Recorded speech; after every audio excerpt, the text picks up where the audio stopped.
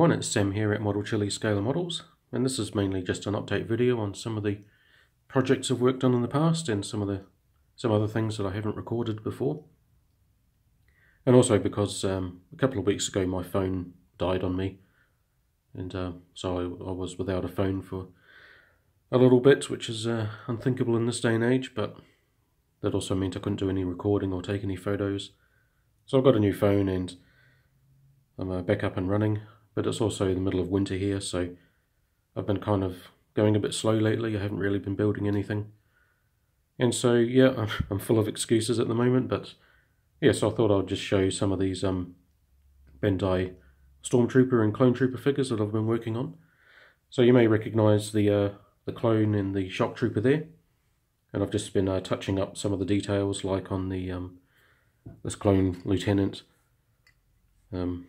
Upon further research, looking at pictures and that, I did realise that I had missed out on some of the details when I previously built this. So this previously grey line around the back of the helmet was supposed to be the same colour as the all the other markings, so I painted that blue, and also painted the entire shoulder pads blue, whereas before I just had a stripe on the end. So that was just a couple of touch-ups there. And one of the great things about these Bandai figures is that you can just pop them apart because they don't need glue, so I could just remove the layers of the helmet and then paint that blue piece separately and then reattach it all together. And similar for the shock trooper here. What I actually did a couple of months ago was buy a Stormtrooper Bandai figure just for spare parts because they were quite cheap at the time. So I was able to go and get some of these pads that hang down from the belt, which the Sands Trooper doesn't come with. If you watched that video, I did mention that at the time. So I've gone back and attached these bits here to the belt, and I've also once I've sort of finalised a method to paint the body glove a matte black with just the Tamiya spray can matte black, I went and just removed all the black pieces and then spray painted them the matte black and then reattached them so they're no longer shiny.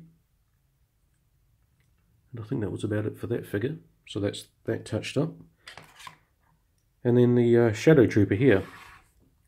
This was, I didn't actually record this project. It was mainly just an experiment and just a sort of a quick side project that I wanted to try.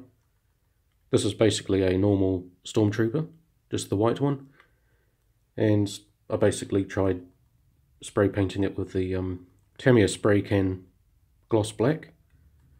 So for the helmet there and some of the body pieces. But what I was finding is that it's either my spray techniques or just the type of spraying, but because the black was on white, I actually had to do quite a few coats to get it solid black without any white showing through.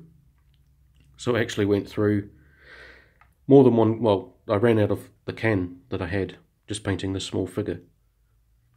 So I went back to just Vallejo acrylic black with the airbrush, and I sprayed on the rest of the pieces.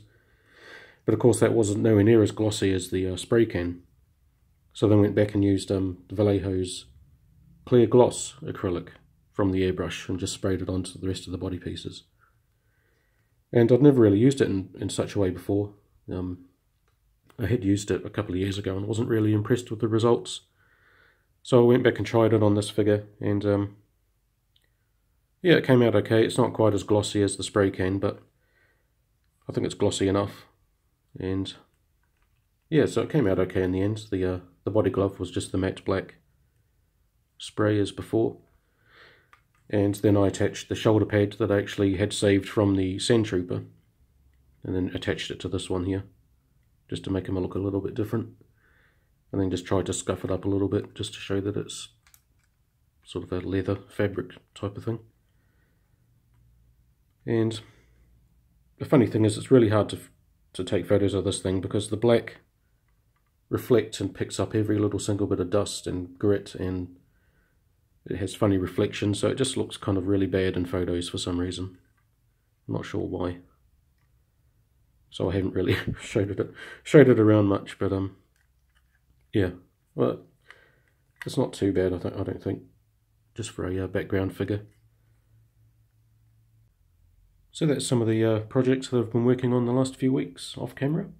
And I thought I'd just take the time to tell you about a Google Plus community page set up by Ian over at IC Arts Model Kits and Sculpts, along with myself and Easy Company Gaming and Collectibles. And it's basically just a community page where we can share all our Star Wars related figure kits and even customised action figures. And I think we're up to about 36 members at the time of recording. So it's growing slowly but steadily. And we've had some really awesome photos been posted, some really nice customised figures and paint jobs. And I know that I get a lot of comments on my videos about some viewers who have bought or recently started building some of the kits that I've been showing off. So I think that's a really good opportunity for you to go along and post your photos of your progress and impress us all with your awesome builds. So yeah, so feel free to go over there and check that out and join up, hopefully. And hopefully we'll see you there. So until next time, thanks for watching. Take care.